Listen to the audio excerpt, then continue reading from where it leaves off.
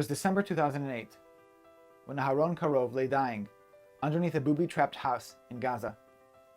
Just a week and a half removed from his wedding, Aaron was called back as a second lieutenant to lead a team as part of Operation Cast Lead. In the days, weeks, months, and years that followed that tragic attack, Aaron would rebuild his life.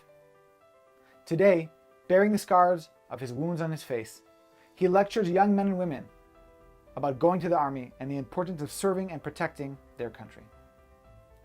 I wonder, in that time that he made his heroic and some would say miraculous recovery, if he had the story of Yaakov from this week's Parashat in his mind.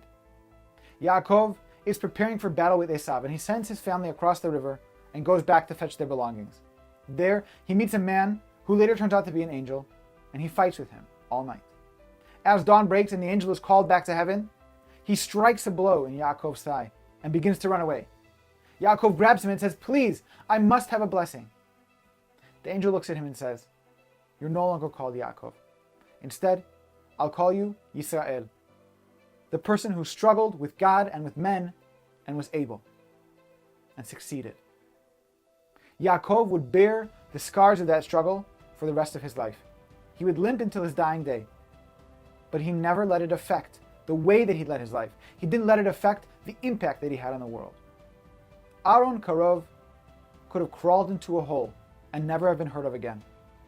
He could have stopped living his life because of the incredible destructive nature of his injuries, but he didn't.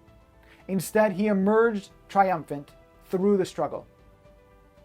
Aaron today is the embodiment of Yaakov so many years ago, a man who struggled, a man who worked and fought through the struggle and continues to live his life as an example for all of us today.